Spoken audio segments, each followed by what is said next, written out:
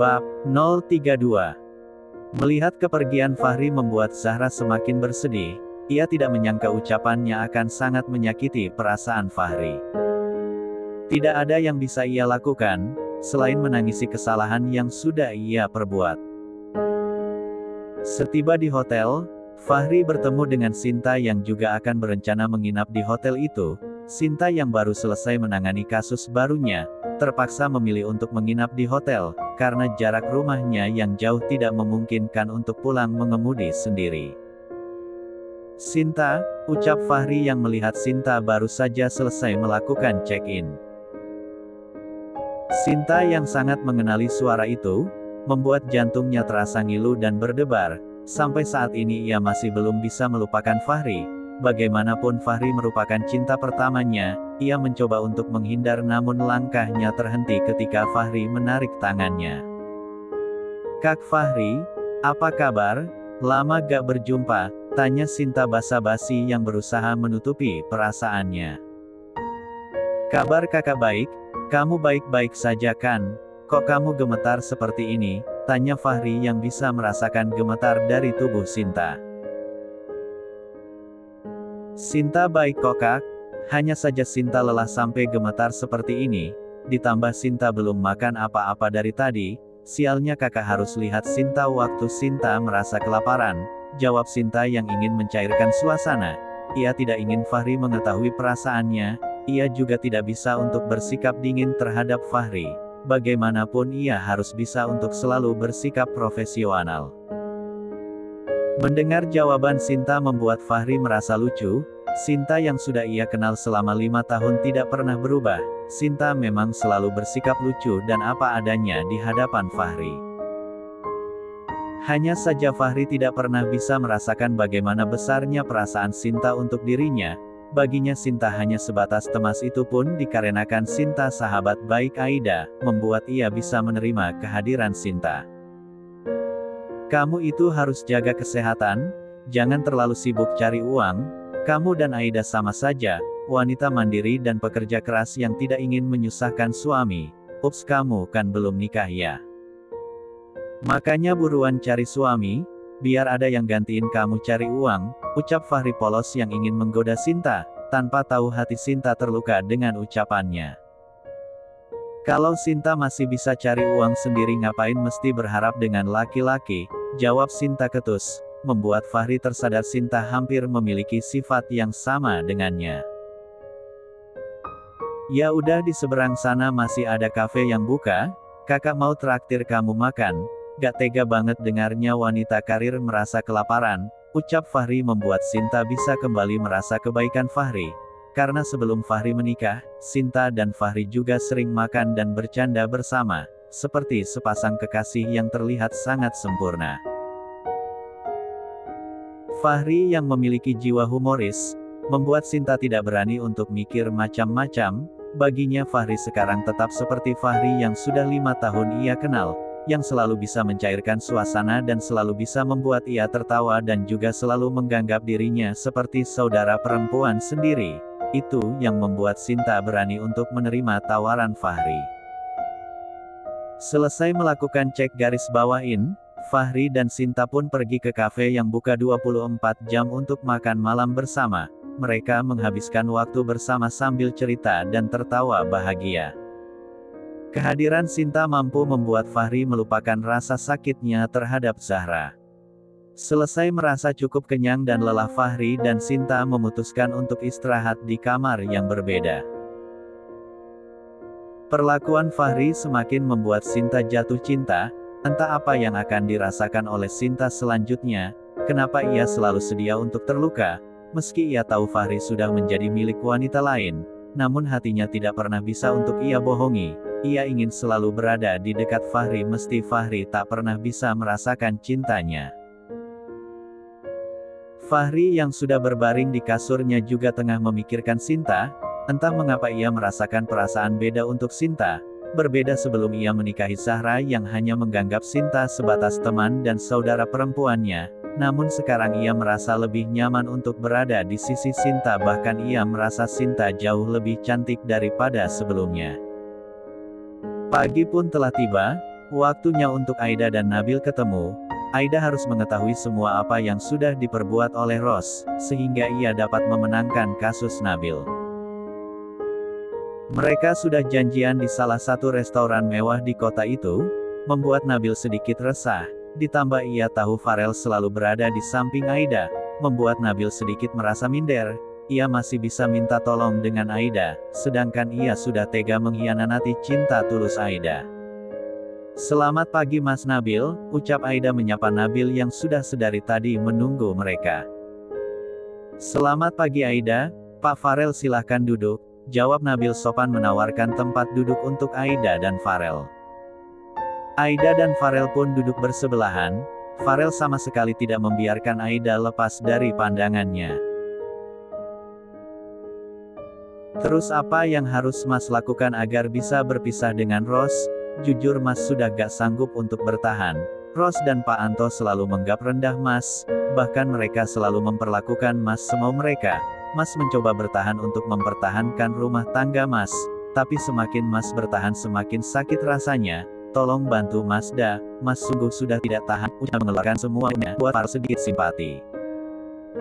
"Terus masalah kerjaan bagaimana? Apa ada kendala?" tanya Farel yang ingin mengetahui sifat Pak Anto. "Semua salah saya Pak. Dulu saya diiming-imingi untuk menjadi pemilik kantor cabang elektrik milik beliau dengan syarat harus menikahi Rose. Dengan bodoh saya begitu mudah percaya dan kegilaan harta membuat saya buta. Tapi faktanya saya tidak dapat apa-apa, malah saya bekerja seperti karyawan biasa, memiliki gaji bulanan seperti karyawan lainnya. Saya merasa ditipu, tapi saya masih mikir untuk mempertahankan rumah tangga saya. Namun karena gaji saya yang pas-pasan membuat Rose menganggap saya hina, dan tidak pernah menghormati saya sebagai suami," ucap Nabil kembali membongkar semua kejahatan yang telah ia terima. "Terus apa yang membuat Rose mempertahankan kamu sampai tidak ingin bercerai dengan kamu?" tanya Farel kembali, seolah dialah yang akan menjadi pengacara untuk Nabil. Aida hanya bisa diam melihat Farel. Bagaimanapun pertanyaannya sudah cukup mewakili apa yang ingin ditanyakan untuk Nabil. Farel memang sengaja membantu Aida untuk menanyakan ini untuk Nabil. Dia tidak ingin Aida banyak bicara dengan mantannya itu. Ia takut benih cinta muncul kembali ketika Aida dan Nabil menghabiskan waktu untuk bicara bersama. "Saya juga tidak mengerti, apa yang membuat Rose tidak ingin berpisah dari saya, sedangkan gaji saya tidak cukup untuk menghidupi hidup dia yang glamor. Keinginan dia selalu dituruti oleh Pak Anto dan saya tidak bisa berbuat apa-apa," jawab Nabil jujur, semakin memudahkan Aida untuk mencari jalan memenangkan kasus Nabil. "Selain itu apa Rose punya laki-laki simpanan atau sejenisnya?" sambung Farel kembali. Gayanya bertanya benar-benar seperti seorang pengacara yang profesional. "Sejak kami menikah, Rose selalu punya selingkuhan. Dia bertingkah seolah belum menjadi istri. Saya ikhlas bisa menerima kekurangannya.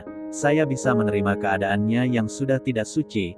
Tapi kenapa dia tidak bisa untuk menghargai saya sebagai suami? Bahkan dia tidak ingin mengandung anak dari saya. Untuk apa saya harus mempertahankan rumah tangga seperti ini?" jawab Nabil yang penuh merasa kecewa.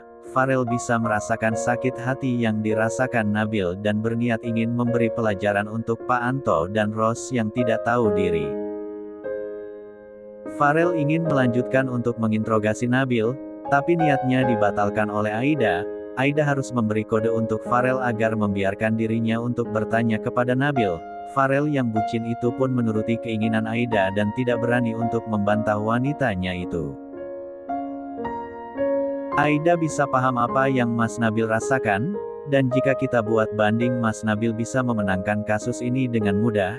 Apalagi jika Mas Nabil memiliki bukti yang kuat. Tidak butuh lama Mas Nabil akan cepat bisa bercerai dengan Rose," jawab Aida menjelaskan, membuat Nabil merasa lega ketika mendengar ia akan bisa untuk bercerai dengan Rose.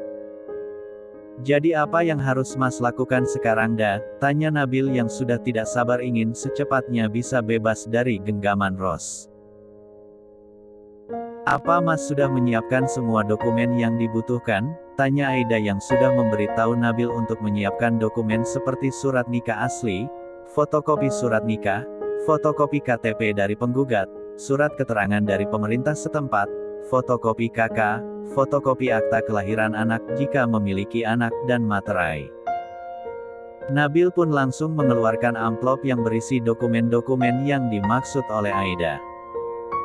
Sejak menikah dengan Ros, apa saja harta yang sudah Mas hasilkan? Tanya Aida kembali agar bisa menuntut Gono Gini. Nabil pun menyebutkan semua peralatan yang sudah ia hasilkan sejak berumah tangga dengan Ros. Oke, sekarang Aida akan mendaftarkan gugatan Mas ke pengadilan, dan membuat surat gugatan. Mas hanya perlu menunggu, jika Ros tidak menanggapi panggilan dari pengadilan, Mas bisa cerai sah dari Ros, ucap Aida menjelaskan semua tata cara dan proses persidangan. Setelah selesai, Aida dan Farel pun meninggalkan Nabil untuk kembali ke hotel. Nabil kini sekarang bisa bernafas lega untuk menunggu proses perceraian dengan Ros. Tidak sampai 2 minggu, Aida bisa dengan mudah memenangkan kasus Nabil. Ros yang tidak menghadiri persidangan untuk mediasi dan tidak pernah memenuhi panggilan untuk sidang membuat pihak pengadilan mengeluarkan amar putusan yang berisi pemutusan antara suami dan istri. Amar putusan sudah dikirimkan kepada Ros sebagai bukti pernikahannya dan Nabil sudah berakhir, namun tidak mendapat tanggapan juga. Akhirnya pihak pengadilan membuat surat akta cerai Nabil dan Ros. Akhirnya Nabil kini sah bercerai dengan Ros dan bisa melanjutkan hidupnya tanpa beban pikiran dan batin yang selalu menyiksa dirinya. Aida turut bahagia memenangkan kasus Nabil, bagaimanapun ia juga tidak tega melihat Nabil yang harus bertahan dengan wanita yang tidak pernah menghargai dirinya. Farel semakin mengagumi Aida, ia tidak menyangka Aida bisa dengan mudah menyelesaikan semua perkara yang ditanganinya. Pantas saja Aida bisa menjadi pengacara yang mahal dan hampir dikenal dari setiap penjuru negeri. Terima kasih sudah membantu Mas, bagaimana Mas harus membalas jasa kamu? Mungkin Mas gak akan sanggup untuk membayar jasa kamu dah, ucap Nabil yang bingung untuk membalas Aida. Ia juga sadar bahwa Aida merupakan seorang pengacara yang memiliki tarif mahal. Gak usah berlebihan, Aida gak pernah mengharap bayaran dari Mas. Aida juga senang bisa membantu Mas Nabil, dan Aida harap Mas bisa bahagia setelah ini. Aida yakin Mas akan bisa sukses dan menjadi seorang pengusaha kaya seperti yang Mas inginkan, ucap Aida yang tulus membantu Nabil. Aida sama sekali tidak menginginkan bayaran, baginya Nabil bisa hidup tenang sudah cukup untuknya. Farel yang merasa iba dengan Nabil memutuskan untuk menarik hak Pak Anto dari perusahaannya dan mengalihkan tanggung jawab untuk Nabil. Aida tidak menyangka Farel akan membuat keputusan yang luar biasa seperti itu untuk membantu Nabil. Pak Anto hanya bisa pasrah, ia tidak bisa untuk berbuat apa-apa, bagaimanapun perusahaan yang sudah bertahun-tahun ia kelola masih atas nama Farel. Ia sama sekali tidak pernah berubah untuk menjadi manusia yang lebih baik. Nabil sama sekali tidak percaya dengan apa yang ia peroleh. Kini ia baru percaya semua akan indah pada waktunya jika kita benar-benar tulus dan ikhlas untuk bekerja. Hal yang tidak pernah ia bayangkan sebelumnya kini bisa ia dapatkan untuk menjalankan amanah dari Farel. Saya harap kamu tidak menjadi manusia yang tamak. Saya tidak ingin mendengar hal yang tidak mengenakan tentang kamu, dan saya harap kamu bisa amanah menjalankan bisnis yang saya percayakan ke kamu. Saya tidak akan pernah mengganggu kamu, tapi jika saya mendengar hal miring sedikit pun kamu bisa terima sendiri resikonya, ucap Farel menyerahkan semua dokumen dan kepercayaan untuk Nabil. Terima kasih Pak Farel, saya janji tidak akan pernah mengecewakan Bapak. Saya akan menjadi manusia yang lebih baik lagi. Saya sungguh sangat berterima kasih. Saya sungguh tidak tahu bagaimana membalas kebaikan Pak Farel dan Aida, ucap Nabil yang sangat merasa bahagia dengan apa yang sudah Farel berikan untuknya. Kami gak membutuhkan balasan Mas, cukup Mas menjadi lelaki seperti yang Aida kenal dulu, dan Aida harap Mas jangan terlalu tergiur dengan dunia. Ingat Mas, semua akan ada balasan dengan apa yang sudah kita perbuat, jawab Aida yang sama sekali tidak mengharapkan balasan apapun dari Nabil. Akhirnya Aida dan Farel memutuskan untuk ke bandara menyusul Rasya dan Rini ke Jakarta. Aida dan Farel yang sudah tiba di bandara akan segera berangkat, pesawat yang mereka tumpangi akan segera lepas landas. Lega rasanya menyaksikan kebaikan Farel terhadap Nabil. Aida benar-benar semakin mencintai Farel. Ia tidak menyangka memilih suami yang begitu pemurah, dan tidak pernah sama sekali untuk perhitungan. Terima kasih ya sayang, Mas sudah sedia untuk membantu Mas Nabil, ucap Aida yang sedang duduk bersampingan dengan Farel di atas awan. Iya sayang, dia pantas untuk mendapatkan itu, Mas tahu dia laki-laki yang baik, jadi gak ada salahnya untuk berbagi kebahagiaan untuknya, jawab Farel yang benar-benar tulus untuk membantu Nabil. Aida semakin mencintai Mas, dan Aida juga sangat beruntung memiliki suami yang begitu baik dan suka menolong, ucap Aida memuji Farel, spontan membuat Farel tersipu malu. Sayang Mas lakukan itu semua karena Mas dulu juga sudah pernah ngerasain bagaimana hidup susah. Mas bisa hidup hanya karena dari belas kasihan orang, jadi apa pantas Mas harus bersikap sombong? Justru semakin kita sering memberi maka semakin banyak pula yang akan kita terima. Jadi mulai sekarang kamu juga harus tanamkan itu dalam diri kamu, untuk selalu memberi tanpa meminta balasan, jawab Farel semakin membuat Aida kagum dan semakin jatuh cinta. Aduh sayang, Aida ingin menghentikan waktu. Aida sungguh sangat bahagia bisa memiliki Mas, sambung Aida kembali yang selalu memuji Farel. Sebagai balasan kamu harus menjalankan tugas kamu sebagai istri, Mas sangat rindu tubuh kamu, ucap Farel yang berbisik di telinga Aida, membuat Aida tersipu malu dan tidak bisa untuk menjawabnya. Menghabiskan waktu sekitar 1 jam 10 menit di atas awan, tiba waktunya pesawat yang membawa Aida dan Farel untuk landing. Tidak sabar rasanya ingin cepat-cepat untuk berjumpa keluarga yang sudah menanti kehadiran mereka di bandara. Mendarat dengan sempurna, Aida dan Farel pun langsung bergegas keluar. Tampaklah Pak Bambang dan Mama Ratna dan juga buah hati mereka Rasya dan Rini beserta semua yang bekerja dengan mereka tengah menunggu kehadiran mereka. Papa, Mama, ucap Rasya dan Rini yang sudah melihat Aida keluar dari pintu kedatangan. Perasaan bahagia langsung menghampiri Aida, biasanya dia yang akan bersikap seperti itu ketika melihat papa dan mamanya baru pulang dari suatu tempat, tapi sekarang dia sudah diperlakukan sama oleh Rasya dan Rini seperti apa yang sering dulu ia lakukan. Rasya, Rini anak mama sini sayang mama sangat merindukan kalian, ucap Aida yang langsung menyambut buah hatinya ke dalam pelukannya. Farel pun tidak mau kalah, ia yang juga sangat merindukan buah hatinya langsung memeluk Aida beserta Rasya dan Rini. Pemandangan indah ini pun langsung diabadikan oleh Pak Bambang, ia turut bahagia melihat kebahagiaan Aida putri semata wayangnya. Setelah itu Aida dan Farel pun melampiaskan rindu yang sudah lama ditahan untuk Pak Bambang dan Mama Ratna. Selesai melepas rindu mereka pun langsung bergegas untuk pulang.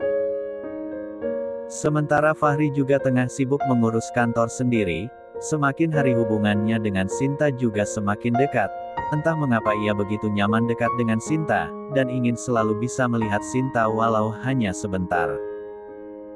Sinta yang tidak menganggap lebih hanya bisa bersikap netral, ia mengira kalau Fahri masih tetap menganggap dia hanya sebatas saudara perempuan untuknya. Sin, hari ini kamu sibuk gak? Kakak mau ajak kamu makan malam, ucap Fahri dalam pesan singkatnya. Sinta yang menerima pesan Fahri masih menganggap biasa, karena dulu Fahri juga sering melakukan hal yang serupa sebelum ia memutuskan untuk menikahi Zahra. Ada gerangan apa Kak Fahri ngajak Sinta makan malam? Nanti keseringan bisa buat Kak Fahri bangkrut, ucap Sinta membalas pesan singkat Fahri. Fahri seakan berbunga mendapat balasan Sinta, padahal dulu ia sering sekali mengabaikan pesan dari Sinta tapi sekarang malah justru ditunggu-tunggu dan diharapkan. Kalau hanya ngasih kamu makan, kakak gak akan bisa bangkrut. Justru bayarin kamu makan setiap hari pun juga gak akan buat kakak bangkrut, sambung Fahri kembali. Oke, balas Sinta singkat, membuat Fahri begitu bahagia dan tidak sabar menunggu waktu berlalu. Waktu pun berlalu, Fahri cepat-cepat untuk menjemput Sinta. Jarak kantor Farel dan Aida tidak terlalu jauh, jadi tidak memakan waktu untuk Fahri bisa cepat-cepat melihat Sinta. Sinta yang sudah menunggu Fahri di halte karyawan, segera memasuki mobil Fahri yang sudah tepat berhenti di hadapannya. "Maaf ya kamu menunggu lama," ucap Fahri memulai percakapan. "Justru kakak cepat banget, baru ngabarin berangkat gak sampai 5 menit sudah sampai," balas Sinta yang ingin menyindir Fahri. "Mulai sekarang jangan panggil kakak lagi ya, gak enak banget dengarnya," ucap Fahri membuat Sinta merasa heran dan kebingungan.